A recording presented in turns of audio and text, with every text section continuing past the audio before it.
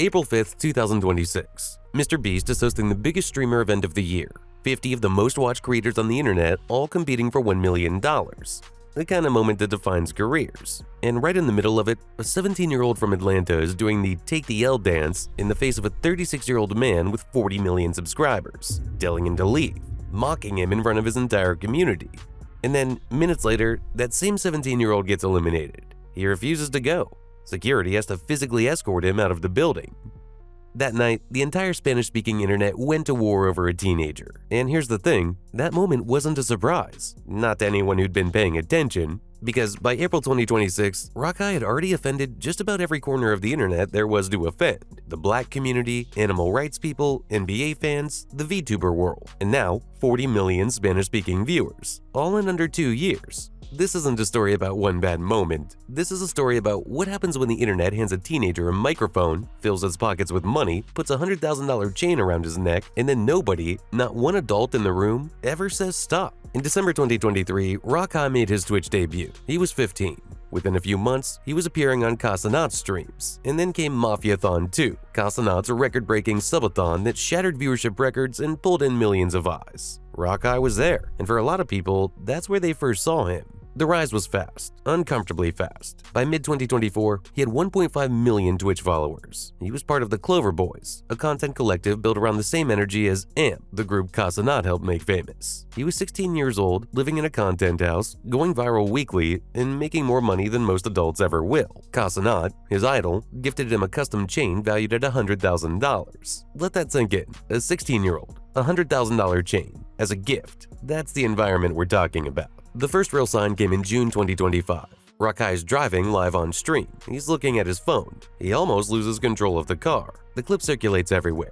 Twitch bans him 30 days. And that should have been the lesson. That should have been the moment someone sat him down and said, "You have 1.5 million people watching you. You can't do this." But instead, he came back. The controversy brought more attention. The ban became a headline. The headline brought more followers. A month later, in July 2025, during Adin Ross's stream, the internet found a burner account. The account belonged to RaKai. It was following adult content pages. RaKai went live and addressed it directly. "You caught me," he said, and then laughed it off. So, fuck you talking about? And I don't give a fuck, bitch, you caught me. Yes, you caught me, bitch. I beat my meat. Yes, I have a burner account where I beat my meat at.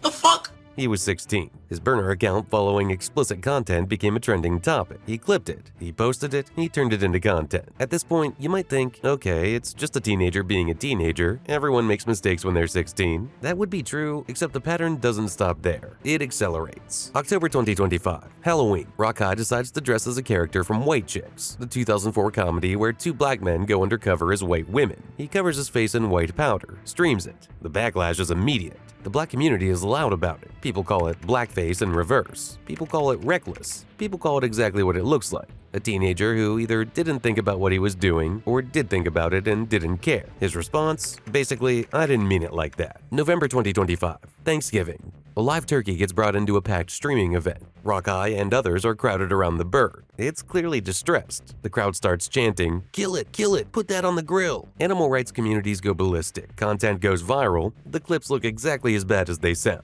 3 weeks later, December 2025, RaKai is live streaming from a Walmart. He picks up a bouquet of flowers and gives them to a woman on camera. It looks, to everyone watching, like he just shoplifted. The clip explodes. Twitch doesn't give him a week's suspension this time. They give him 2 years, a 2-year ban. That notice goes out on December 2nd, 2025. The stated reason? Illegal activities. That's 5 major controversies in 6 months. Reckless driving, burner account, racism accusations, animal abuse accusations, shoplifting, and he's still 16 years old. The same month, December 2025, is the Streamer Awards, the biggest night in creator culture. RaKai shows up. He has an interaction with Iron Mouse, one of the most beloved figures in the VTuber community, someone with a massive, fiercely protective fan base. The interaction is caught on camera. Iron Mouse goes live afterward and describes it as deeply uncomfortable. Ray, his co-streamer, has to issue a public apology. And then QT Cinderella, the woman who runs the Streamer Awards, makes a joke about him from stage, a light reference to the shoplifting story.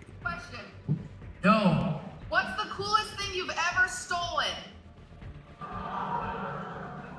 It's a one-liner. The crowd laughs, and RaKai's response is to publicly go at QT Cinderella. Not a conversation, not a private message. He goes after her on social media, at the Streamer Awards, on the night it's happening. Here's a 16-year-old attacking the host of the event he's attending on the night of the event, and nobody pulls him aside. Nobody tells him that's not how you handle things. He just does it, and the cycle continues. By this point, a reasonable person might ask, where are the adults? And that's really the question at the center of all of this. The Clover Boys are mostly teenagers. The content house is full of people around the same age. AMP, the bigger organization they orbit, is led by people who built their careers on chaos, on saying the wrong thing, on pushing limits. Kai Cenat himself rose to fame in part by being unpredictable. The environment these kids are in doesn't reward restraint, it rewards going further. Think about what that environment actually looks like day to day. RaKai is living in a house with other teenagers and young adults. Content is filmed constantly, everything is a bit, everything is a moment. When RaKai went to the AMP house after Duke Dennis took his chain, he broke a mirror. He stole Duke's rare Freddy Krueger sneakers, shoes worth thousands of dollars, and ran out of the building.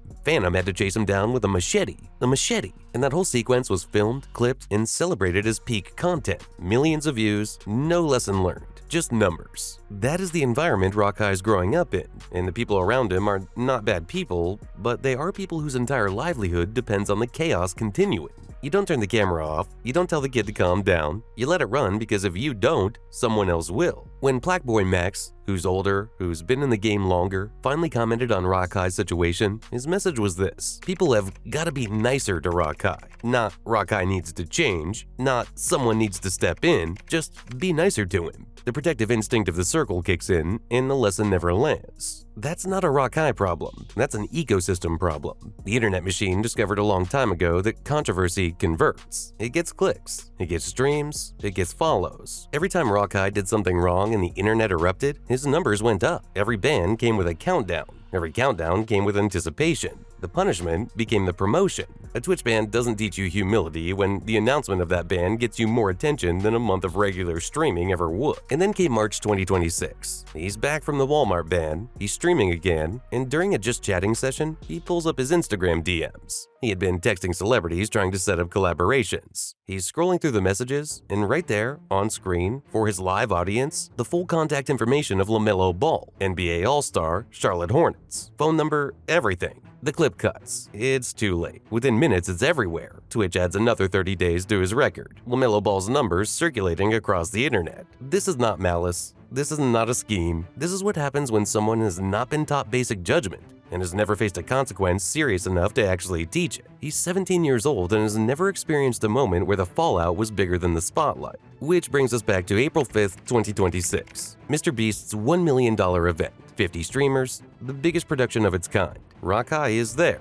And the Rubius moment isn't even the only controversy he walks away with from that event. Earlier in the stream, another participant named Mari gets eliminated. She's emotional, she's genuinely upset, and RaKai mocks that too. The woman is crying and he thinks it's content. That detail got buried under the Rubius wave, but it shouldn't be. It's the same instinct. During the final rounds, RaKai and two others are accused by Rubius of running a coordinated 3-against-1 to eliminate him. Rubius is knocked out. RaKai celebrates by doing the take the L emote from Fortnite directly in his face. He tells him to leave, he dances. Rubius is not some random streamer. He's one of the biggest names in Spanish-language content on the entire internet. 40 million subscribers. He's been building his audience since 2011. The Spanish streaming community, which is massive and fiercely loyal, watched their person get mocked by a teenager in front of 1 million live viewers. And RaKai's response, when confronted about it, was essentially, "It's $1 million. What did you expect me to do?" The Spanish-speaking internet doesn't let it go. The Gref, one of the most prominent Spanish streamers, weighs in. Abraham weighs in. Rubius posts his response. Karma has taken down that little punk. The backlash is enormous. Not in the way that brings clicks and followers this time, in the way that shifts how a community sees you permanently. Then RaKai himself gets eliminated. He refuses to leave. The production team has to send security to escort him out of the building. A teenager who was invited to the biggest streamer event of the year has to be physically removed from the venue. And still, as of his April 7th livestream, his response is mostly defiance. F Abraham, he says. It's $1 million on the line. He's not wrong that the game is competitive, he's entirely wrong about why people are upset. Here's the part where you might expect this to wrap up with a redemption arc, a lesson learned, some sign that things are turning around. But that's not the story here. The story here is simpler and less satisfying. RaKai is not a villain, he's a teenager who was handed everything before he knew what to do with it. He went from nobody to 1.5 million followers before he was old enough to vote. He lives in a house paid for by content. He gets custom chains worth more than most people's first car. He exists inside an ecosystem that has taught him, consistently and repeatedly, that the worse you behave, the more people watch. Every ban ended, every controversy brought more attention, every community he offended moved on, and his numbers went up anyway. He's been trained, by the internet itself, that there are no real consequences, that the machine rewards chaos, that the only mistake is to be boring. And the adults in his circle, the people old enough to know better, never stepped in. Not because they're evil, but because the incentive was never there. Because in creator culture, somebody else's controversy is free content. Because a 17-year-old on a platform making money and pulling views doesn't look like a problem. It looks like a success story, until the security guard has to walk him out of a MrBeast event. The question was never whether RaKai would keep going too far. The question was always who was going to stop him before it cost him everything. And the answer, so far, is nobody. That's not RaKai's fault, it's everyone else's. The internet loves to make teenagers famous and then act shocked when they behave like teenagers. Except RaKai isn't even doing that. He isn't a normal teenager making normal teenager mistakes. He's a teenager who learns that the worse he behaves, the larger the audience grows. He's been A/B tested by the algorithm into understanding that outrage is the product, that discomfort is engagement, that every community he offends will spend the next 48 hours talking about him, which means 48 more hours of his name trending, his clips circulating, his follower count ticking up. He didn't invent that playbook, the internet handed it to him, and nobody around him had the standing or the incentive to take it away. But he's the one who has to live with it.